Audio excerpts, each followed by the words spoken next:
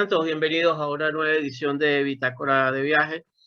Les habla Félix Gómez desde Sydney, Australia. Y bueno, para mí es de verdad un honor y un inmenso gusto tener a Álvaro Carrasco, psicólogo chileno, una amplia experiencia académica, doctorado en psicoterapia de la Universidad de Chile, Universidad de Heidelberg en Alemania, egresado de la UCA en El Salvador, con una experiencia muy grande, de mucho recorrido, y entre otras cosas, bueno, con formación en terapia junguiana. Álvaro, muchísimas gracias. ¿Cómo estás? Muy bien por aquí. ¿Tú qué tal? Estoy bien y muy contento de tenerte acá en el programa. Estás en Japón en este momento. En Japón. En Japón. Muchas gracias por la invitación a ti. Es un honor y un gusto, Álvaro. Fíjate, hay un tema que es lo que pues, me ha convocado y te agradezco muchísimo la receptividad con el tema. Es una serie de entrevistas que estoy haciendo acerca del padre. Mm. Desde muchas miradas, muchas reflexiones. ¿Por qué el padre? Porque el padre me parece un elemento y una figura muy importante dentro de esta dinámica. Y creo que es un elemento que es interesante, es un elemento interesante como rol, como experiencia, pero también como los múltiples, el impacto que tiene la figura del padre, la figura paterna no solamente sobre los hijos como un concepto general, sino incluso sobre las generaciones. Hay una relación muy grande, incluso Jung escribió sobre el tema. Y la primera pregunta que me gustaría comenzar en algo que son reflexiones, y eso es algo muy importante. Nosotros estamos moviéndonos acá en esta conversación como reflexiones. Aquí no hay verdades, sino sencillamente reflexiones, punto de vista y eso, reflexiones acerca de esta visión. Eh, como analista junguiano, como psicólogo, en ¿cuál es el impacto que tiene la figura del padre en la psique de los hijos desde tu reflexión? Bueno, en realidad es muy grande, ¿no? Es muy importante.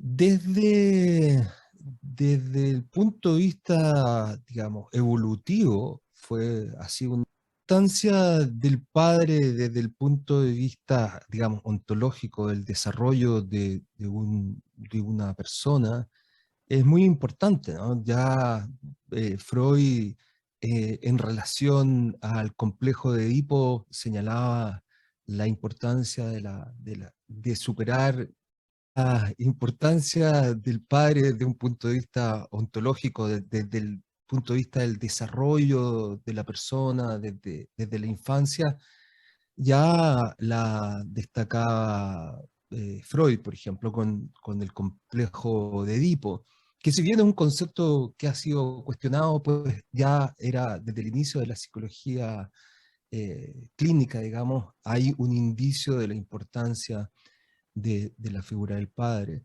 ¿no? En la relación familiar. Obviamente tenemos esta historia también en la religión, en el catolicismo, del Dios Padre, ¿no? Y de la fuerza organizadora de la cultura que ha tenido en la historia, que ahora está ciertamente puesta en tensión como parte, diría yo, del desarrollo de la humanidad. Pero es un factor, es uno de los pilares de la personalidad, ¿no? La figura y la relación con el padre. Ujú. En, en, por ejemplo, en algo interesante que yo he encontrado, me gustaría escuchar tu opinión, es acerca de cuando el padre está ausente, es decir, la ausencia del padre, por ejemplo, en el rol familiar. En América Latina tenemos esa experiencia. Lo encontramos extensamente en muchos países, un fenómeno que incluso ha venido en ascenso en las últimas décadas, es decir, la madre asumiendo roles, eh, muchas veces sobrecargada de roles, no solamente como madre, sino también como un rol tradicional de padre, aunque sabemos que todo eso se ha venido cambiando, ha habido una transformación. Eh, y ante eso sabemos que algo interesante, al fin y al cabo el rol del padre y como un constructo de la cultura. Y eso es algo muy interesante entender. El padre como creación de la cultura.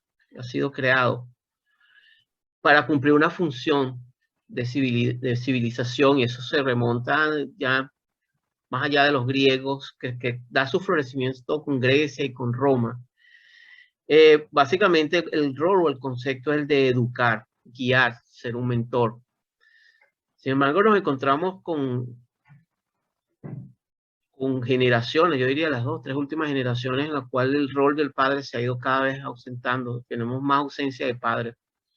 Y Así es. muchos autores, por ejemplo, por citar algunos, Robert Blythe, el poeta americano que escribió un libro bien interesante llamado Iron John, corríamos por allí por los años 80, un libro que generó toda una polémica enorme.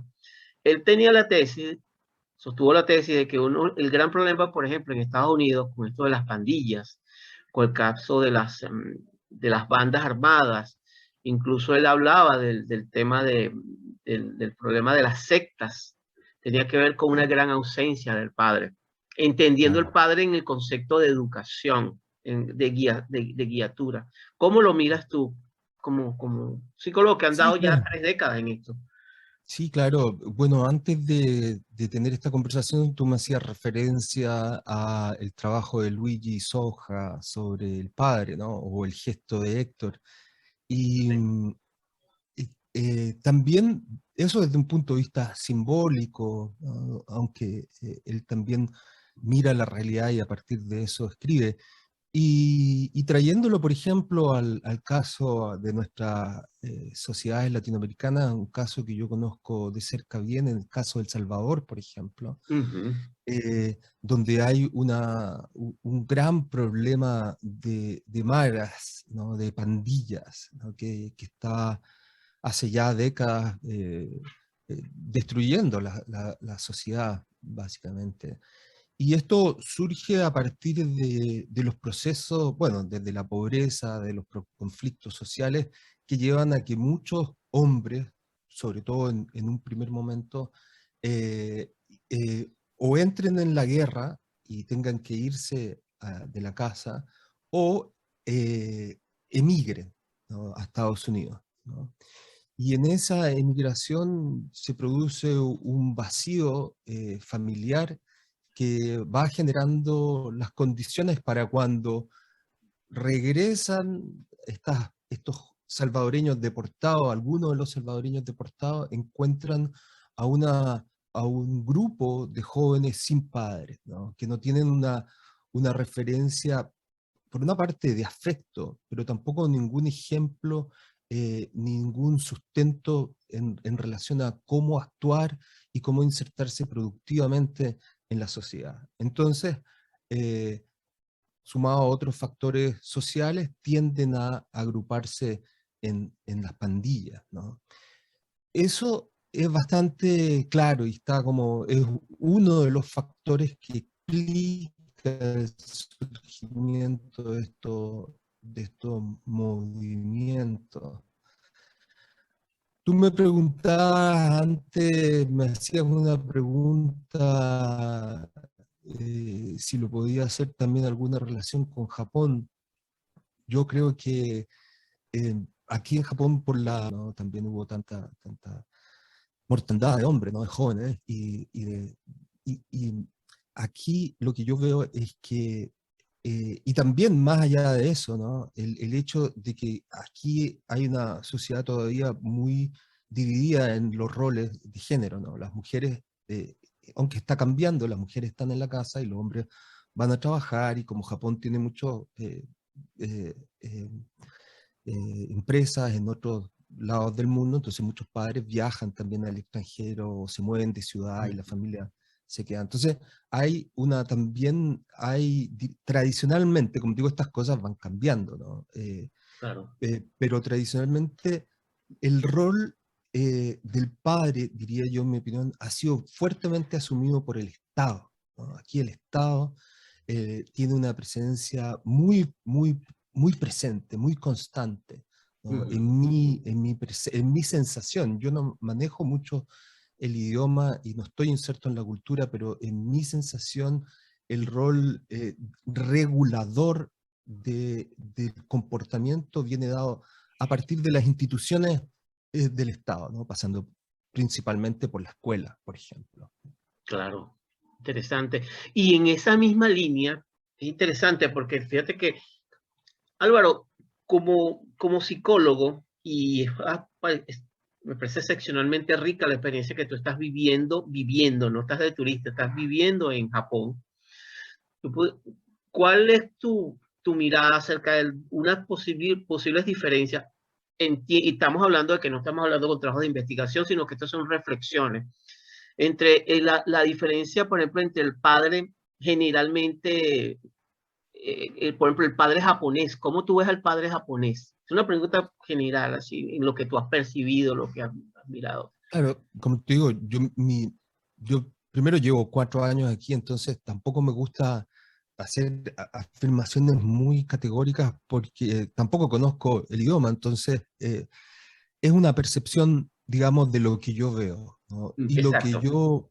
de lo que yo veo es que hay un cambio notorio en la sociedad japonesa en relación a que el padre tenía una postura o un lugar más lejano, ¿no? El típico lugar que también se entiende en Latinoamérica del proveedor, ¿no? Pero dentro de ese rol de proveedor tenemos una gran variedad, ¿no? de personas como en todas partes. Entonces, si bien puede ser un padre lejano, distante, yo de repente trabajo con alguna personas enseñándoles español, japoneses, y me parece súper interesante, algunas personas mayores, ¿no? Me parece sumamente interesante con qué respeto y con qué cariño se refieren a estos padres que tenían el rol típico, A eso me mujeres, refiero. sobre todo, ¿no? Interesante. Sí, mujeres ya mayores, ¿no? De 50 años, 70 incluso, que hablan con mucho cariño, mucho respeto, mucha admiración de este padre que yo me imagino, porque no los conozco, que era el que correspondía a este padre lejano trabajando mucho, ¿no? Sí, Y desde nuestro punto de vista latinoamericano, frío, ¿no? ¿No? sí. Frío también. Ahora, en lo que veo también en la gente más joven, es que los padres, aquí por ejemplo las madres andan mucho en bicicleta con los niños, un niño adelante y otro niño atrás. Entonces no es bicicleta eléctrica, ¿no? Entonces andan con los niños y las mandan para todos lados con los niños en esas bicicletas. Y yo veo a los papás ya, muchos papás en esas bicicletas, ¿no?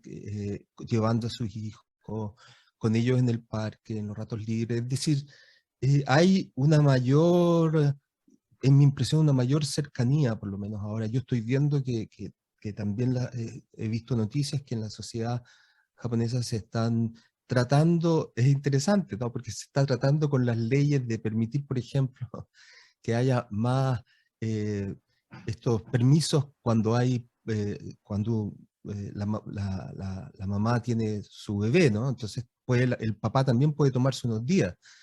A pesar de que legalmente está, nadie se los toma, ¿no? Porque también la presión de la empresa, La pero está cultura. cambiando.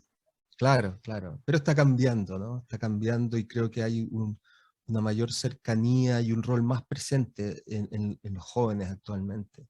Eso es muy interesante, Álvaro. Yo he trabajado con personas de Japón y de Corea del Sur y he tenido esa misma impresión cuando se toca el tema del padre. Hay como una reverencia y un respeto o al abuelo que es interesante, ¿no? Y eso me llama mucho la atención, ¿no? Y también en esa misma línea, también quería preguntarte, hay un concepto que establece Jung que me parece muy interesante, el concepto de ánima, ¿sí? Y también de animus, el concepto de esa, Ujú. de esa parte o de esos aspectos arquetipalmente femeninos que puedan haber en un hombre y esos aspectos arquetipalmente masculinos que puede haber en toda mujer. Básicamente es una visión de Jung. Desde ese punto de vista, ¿tú podrías hablarnos, Álvaro, un poco sobre lo que significa más ese concepto, el concepto de ánima, desde la Sí, perspectiva de Jung? yo creo que es un concepto muy interesante que Jung, es bien importante también decir esto, Jung lo formula en su tiempo, con sus conocimientos, con su estudio y con sus condiciones culturales también, ¿no? Entonces, actualmente algunos de esos conceptos pueden parecer un poco cuestionables desde cierto punto de vista, ¿no? Mm, También es interesante decir que Jung siempre planteó este tipo de cosas, no, y esto es bien importante cuando se lo critica a Jung de distintos ámbitos, ¿no? Cuando se señala que es como una religión, que es como un dogma, que es como los junguianos creen en esto, ¿no? Bueno, Jung jamás planteó eso. Jung siempre planteó que su teoría eran hipótesis que necesitaban más investigación y más estudio. El que los correcto. junguianos no hayamos sido capaces de avanzar mucho en esa línea no es culpa de Jung, digamos. Pero lo que quiero decir es que más allá de entender esto del ánima como lo femenino, es decir, como la mujer, y el ánimo como lo masculino o como el hombre, estamos hablando de dos principios generales, ¿no? De dos grandes principios de organización en la naturaleza, que aparecen que Jung denomina lo femenino y que aparecen muy presentes en el caso de la psicología de las mujeres, pero no exclusivamente. Y lo mismo, el animus es aquellos aspectos que aparecen muy presentes en la psicología masculina, ¿no? Jung también dice esto puede ser entendido como el yin o como el yang, ¿no? En la, en la, en la filosofía china, o también yo que estoy estudiando ahora alquimia, él dice quizás es mejor pensar simbólicamente en esto en términos del sol y la luna, ¿no? Estos dos principios de la naturaleza que actúan en nuestra vida de distintas formas. Pero bueno, en el caso eso para aclarar un poco que el ánima o el ánimo no corresponde con la corporalidad física sexual, digamos, sino que con ciertos principios eh, de organización, más bien, ¿no? Ahora bien, en el caso del hombre, entonces, tenemos que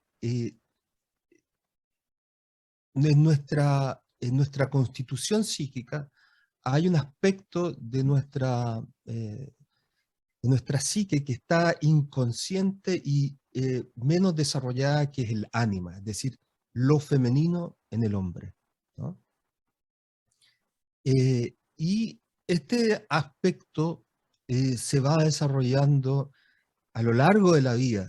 Uno nunca termina de desarrollarlo, ¿no? Nunca termina de trabajar en integrar el ánima o cualquier otro contenido del inconsciente, ¿no? Es un trabajo que se va depurando, se va dando a partir de las distintas experiencias de vida, siendo probablemente el último umbral el de la muerte física, ¿no? Pero tenemos entonces que en este ánima en el hombre empieza a desarrollarse a partir de la relación con la madre, ¿no es cierto? Por ejemplo, Ujú. a partir Interesante. de que es fundamental, ¿no? Y que nosotros ahora estamos hablando del padre, pero y hay mucho escrito también, y mucho más escrito sobre la importancia de la madre que la del Así es, padre. así es. Entonces, se va desarrollando a partir de la relación con la madre, luego a partir de la relación con las hermanas, con las primas, eh, con, con las amigas, con las compañeras del colegio. Y un aspecto importante es y muy interesante, un muy buen ejemplo, ¿no?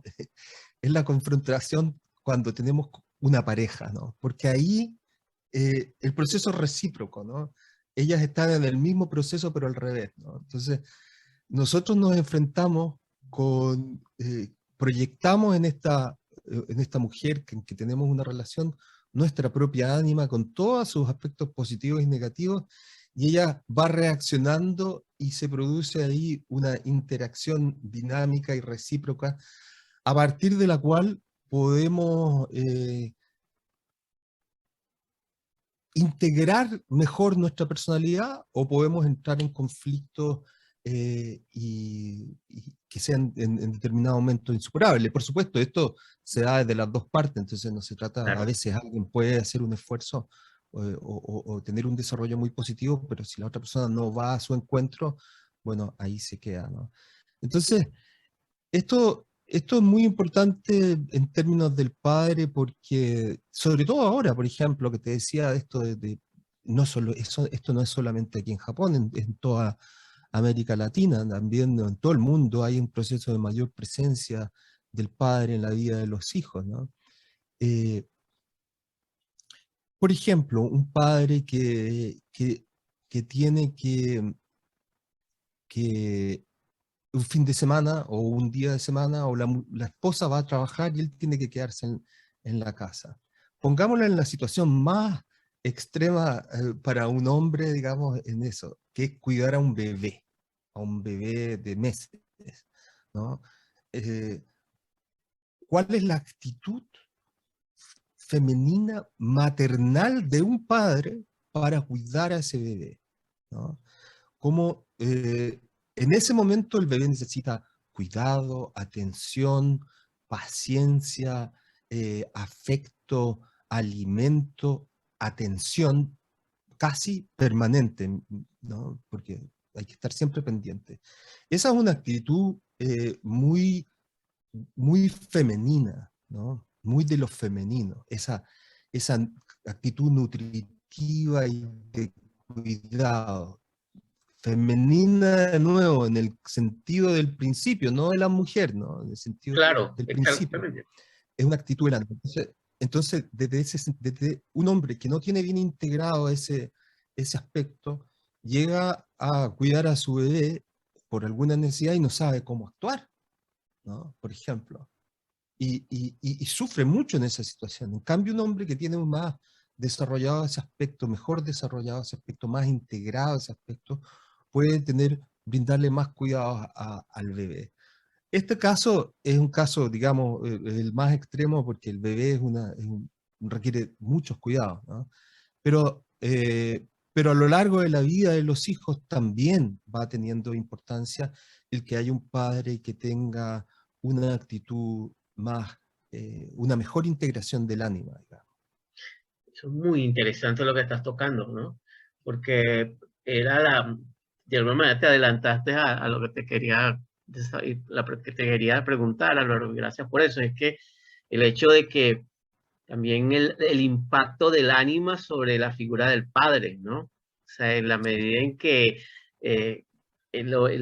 estamos, y luego, como tú bien lo estás aclarando, estamos hablando en términos psíquicos, estamos hablando en términos de integración de lo que pudieran algunos llamar el yin y el yang, como pudieran metafóricamente hablando, o Exacto. alquímicamente hablando con la integración de opuestos. Pero es interesante porque reflexionando contigo acá, es acerca de, bueno, el padre también tiene un ánima, y en la medida en que ese desarrollo se haya dado, o no es que se haya o no se haya, o sea, en la medida en que en el nivel de evolución o de integración, en esa misma medida hay una mayor flexibilidad, mayor recursos, diría yo, como para acercarse a esa complejidad que implica la relación hijo-padre o padre-hija, que también tienen sus dimensiones, ¿no? Eso es un planeta. Ujú, ujú. Y en esa línea, eh, yo reflexiono un poco. Hay un trabajo, eh, voy a colocar el título del libro muy interesante desde el punto de vista del estudio de la violencia. Es un libro que produjo un investigador llamado Alejandro Morales, un padre, un sacerdote español que vivió 50 años en Venezuela. Y él trabajó 40 años y vivió en uno de los barrios ok, cuando yo hablo de barrio, hablo de favelas. Hablo de un sitio extremadamente pobre donde hay altos niveles de violencia, que es el barrio de Petare en la ciudad de Caracas. Y él publicó 2 tomos monumentales, de verdad, que se llaman Y salieron a matar gente.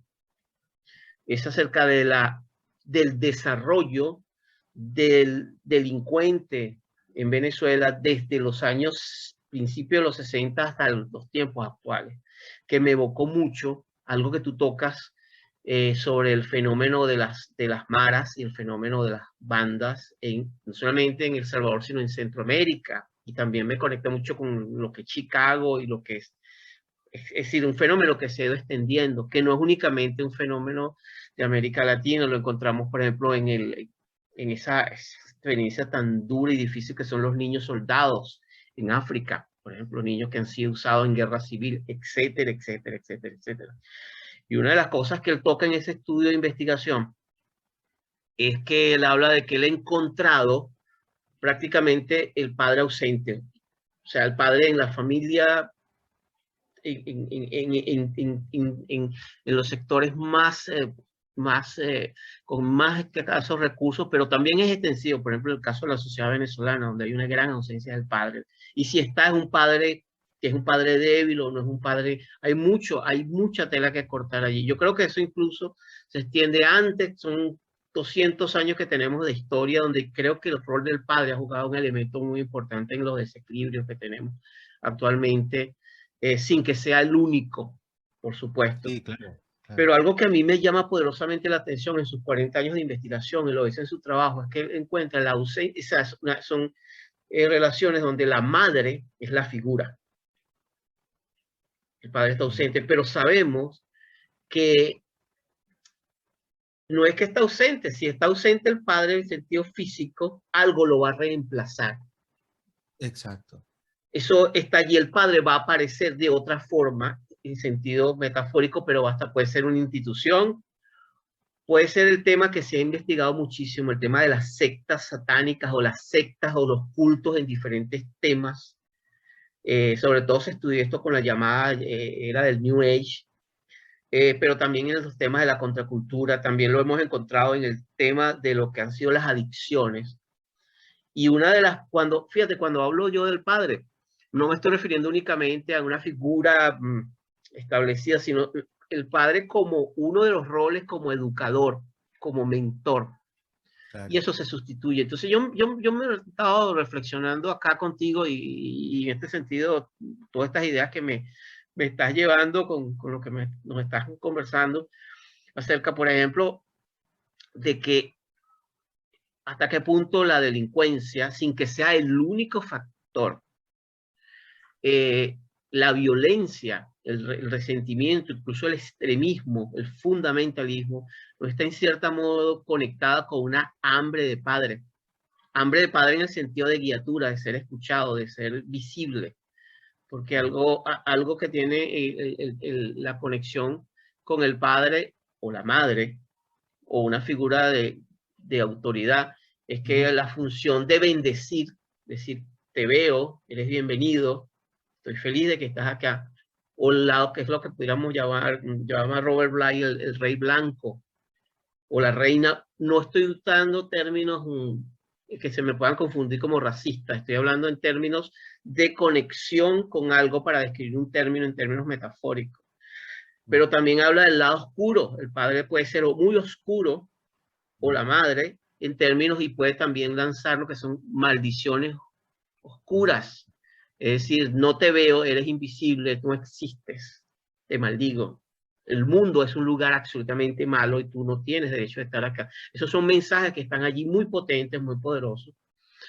Y yo me reflexiono hasta qué punto tiene que ver mucho esto que estamos viendo en una generación, por ejemplo, trágicamente, el caso nuestro, de una generación de un liderazgo absolutamente pobre, no solamente en lo intelectual, sino también lo encontramos en élites económicas, lo encontramos en élites políticas, lo encontramos en élites en el mundo militar, etcétera, todo lo que implica el liderazgo, No tiene que ver también con un poco eso, esa ausencia de modelos empobrecidos de figuras de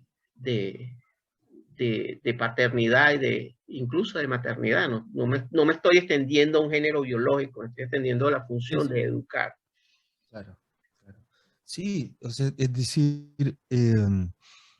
bueno, ya te comentaba un poco esto y tú también lo referías a este hecho de cómo la ausencia del padre ha generado esta, en algunos casos como otro factor, ¿no?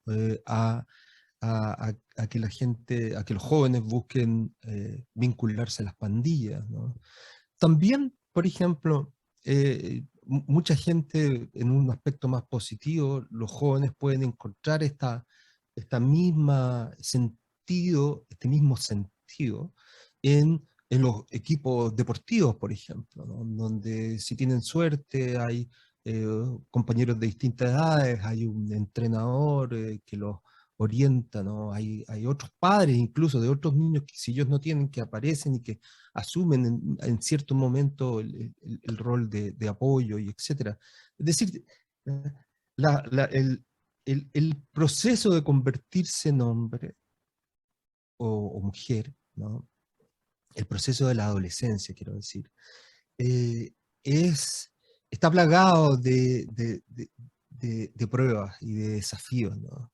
Y en ese momento también el rol de la figura de autoridad, de mantener el curso del desarrollo eh, por ciertas vías que sean constructivas, ¿no? Y que no sean dañinas para la sociedad o autodestructivas, resulta ser importante. Siempre existe el riesgo también, como tú decías, de que haya una actitud paternal eh, negativa, ¿no? Y también puede haber un exceso de padre, ¿no? Un exceso de padre. Ujú. Bien, tenemos ahí el ejemplo, el mal ejemplo, por ejemplo, que ha dado lamentablemente la sociedad, la Iglesia Católica en estos últimos años, ¿no? Con todos los abusos que ha sido, que ha sometido, digamos. La Iglesia Católica y el catolicismo tienen grandes y la fe es tremendamente importante, pero lamentablemente ha habido muchos incidentes negativos, o el caso de los políticos o el de los académicos que no quieren darle espacio a las nuevas juventudes, ¿no? Y que se aferran a su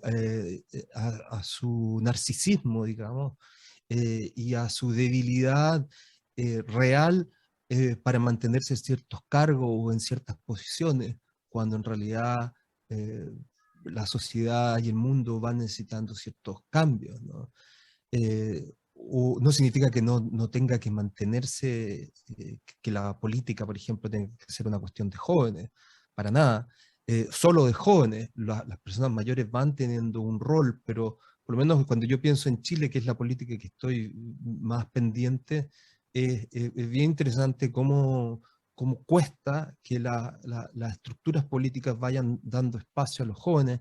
Ahora en Chile, en noviembre hay unas elecciones y lo más probable es que gane un joven, eh, pero se da dentro de un proceso que es, diría yo, destructivo, ¿no? Se da dentro de un proceso social que es muy tenso, que ha sido muy difícil, Muy ¿no? Entonces, traumático, Álvaro, podría ser la muy palabra. traumático.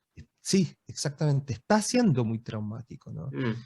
Y tal vez no necesariamente, no necesitaría ser así, pero bueno, eso es lo que uno piensa. La realidad de la historia y los procesos sociales generalmente es mucho más compleja también. Tal vez un poco porque lo que una generación no resuelve, una generación de padres, la generación de madres no resuelve, se lo pasa a la próxima generación y así sucesivamente, ¿no? En términos de complejo, en términos de situaciones Claro, históricos y ujú, también de la cantidad de complejos históricos que como sociedades atravesamos, ¿no? Y no, que no hemos resuelto, complejos históricos que no hemos resuelto, ¿no? Y esto no es solamente una cuestión contemporánea. Piensa tú en la mitología griega, siempre me confundo, creo que fue Cronos, ¿no? El que se comía a sus hijos, Cronos. ¿no? El que se comía a sus hijos, y este cuadro famoso de... Siempre confundo en esos dioses más antiguos, ¿no? Pero ese cuadro famoso de Goya, que es que sale comiéndose a Cronos sus hijos, devorando a sus hijos. ¿sí, no? Sí. Entonces, es esa actitud también negativa del padre, ¿no? Que no deja que sus hijos se desarrollen, ¿no? Que por sus propios miedos o por sus propios complejos, digamos, aniquila el desarrollo de las nuevas generaciones. ¿Y qué es lo que ocurre entonces? Que tiene que salir un Zeus que finalmente mata al padre, ¿no? Exacto. Y ahí empieza a haber otra historia, ¿no? Y Zeus en la mitología griega, interesante, queda con una actitud paranoica porque hay una profecía que decía o que dice que vendrá un hijo de Zeus y lo destronará a él. Y él siempre quedó como, eso quedó Claro, allí esa profecía, ¿no? De que vendría otro y él, así como pasó con Urano, Cronos, o sea, porque estamos hablando de un aspecto muy interesante. Fíjate que en la cultura pop tenemos muchísimos ejemplos en el cine, tenemos ejemplos en la música. Tal vez haría dos referencias, Álvaro, con esto que tú, con esta reflexión que nos estás dejando. Por ejemplo, el Darth Vader de la Guerra de las Galaxias. claro, Un padre claro, claro, terrible. por supuesto. Hombre, un padre terrible. Aparte la historia de Anakin, la historia Sí, de él claro. y cómo la influencia de ese padre, que aún estando ausente con los gemelos, estuvo presente porque percibía a los hijos y los hijos sentían algo y no era grato, era cuando se va captando la conexión que el padre sabe que están allí sus hijos con Leila y Luke, con Luke. Ellos lo sienten también, siento la fuerza. Y cuando hay una escena que a mí en lo personal y creo que marcó una generación, nuestra generación, que es cuando Darth Vader está agonizando y él le dice, quítame la máscara a Luke, y Luke le quita la máscara, pero él le dice, pero si te la quito te vas a morir, pero por lo menos voy a verte con mis propios ojos, ¿no?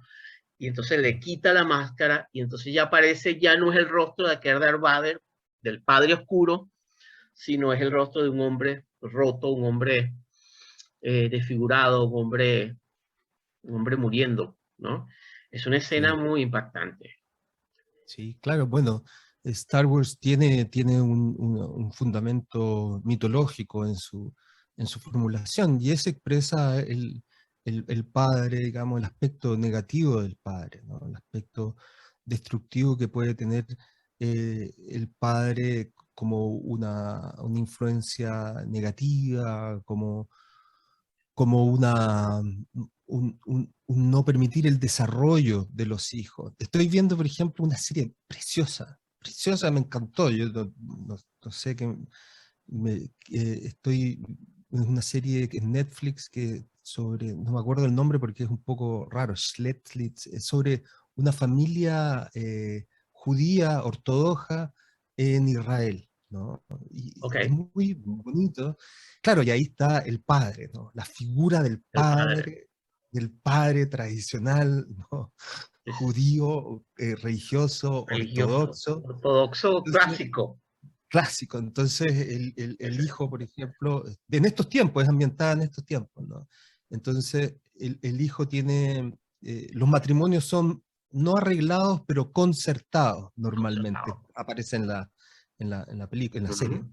Entonces, pero el hijo tiene, su corazón lo lleva por otro lugar, pues, y el padre no, tienes que ir por este Claro, lugar y mantener, esta niña te conviene y este es lo que está, y lo que está viendo ayer, el padre lo termina echando de la casa porque él dice, no, en realidad yo no me quiero casar con ella, ¿no? Entonces, esa es una historia que se repite muchas veces, ¿no? es arquetipal. Claro, claro, claro. Es arquetipal, es interesante con eso que me dices, porque sabes que me recuerda también, ¿te acuerdas la trilogía de El Padrino? Sí, sí, Es también ese otro tipo de padre, un padre que es autoritario, pero también puede ser amoroso, puede pasar del terror, pero también al amor, ¿no? Y que es protector en medio de la violencia y de todo ese constructo, ¿no? Y también me evocas mucho aquella película, Álvaro, no sé si la recuerdas, que se llama In the Name of the Father, en el nombre del padre, que fue una película sobre un padre y un hijo Irlanda, que van a la cárcel. en Irlanda, ¿no? Unos irlandeses. Exactamente, que van inocentes y los culpan y la relación entre un hijo, que es la contrapartida, también el padre amoroso, el padre presente, el padre que le importa a su Claro, hijo, claro. ¿no? Que también esa es la otra dimensión, también los padres que han existido y que existen, que son padres amorosos, que son padres presentes, Claro. que son padres que están integrados con consigo mismo y que hacen una diferencia, ¿no? Sí, bueno, en realidad también eso es otro aspecto que es muy importante, ¿no? En la psicología junguiana, y es, diría yo, el aspecto que a mí más me atrajo en principio a la psicología junguiana. Cuando yo comencé a estudiar a Jung hace ya, ¿cuánto? 25 más, como 30 años. Wow, 30 años, wow. el aspecto que más me interesó fue justamente ese aspecto de la sombra, ¿no? Y básicamente todos los arquetipos tienen un polo positivo y un polo negativo, ¿no? Entonces, todos los padres tenemos también nuestros errores, ¿no? Todos los padres tenemos, no hay un padre perfecto, ¿no? No. Y en realidad, ¿quién es el que decía, bueno, los psicoanalíticos, Bioin creo que es el que decía que no se necesita un padre perfecto tampoco, una madre perfecta, sino que un padre lo suficientemente bueno, ¿no? Eso también es un concepto importante, ¿no?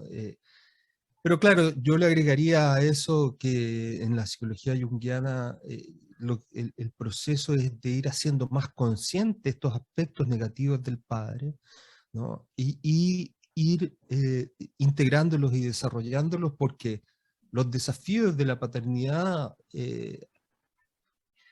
no acaban, ¿no? No acaban, diría yo, hasta que, bueno, en algunos casos cuando ya las personas están muy ancianos y muy viejitos y ahí tienen ciertas debilidades, pero yo creo que si hay cierto nivel de conciencia, todavía hay cierta responsabilidad, aunque sea en una mínima capacidad de acción, ¿no? Por ejemplo, de simplemente en el hecho, por ejemplo, de congregar, de juntar a la familia, ¿no? En ese pequeño gesto de un padre que no tenga mucho más que eso, ¿no? Ya es algo muy importante, ¿no? Sí. Y me evocas la frase de el gesto de Héctor Sí, claro. como un modelo de un padre, de un padre bueno en la que nos presenta Homero en, Exacto. ya finalmente en Bien, la Iliada, sí, en la Iliada. Eh, sí. Álvaro, muchísimas gracias. Gracias por No, esta gracias a ti. oportunidad. Ha sido de verdad un gusto escucharte y de verdad que he disfrutado mucho la posibilidad de escucharte y de reflexionar acerca de No, estas cosas que tú también nos estás hilando. un agrado, un agrado. Muchas gracias por la invitación. Pues un honor y bueno, espero verte pronto. Estamos a la orden acá. Si llegas a Sydney, por favor, contáctame. Igual por aquí, cuando pase la pandemia. Cuando pase la pandemia, cuídate.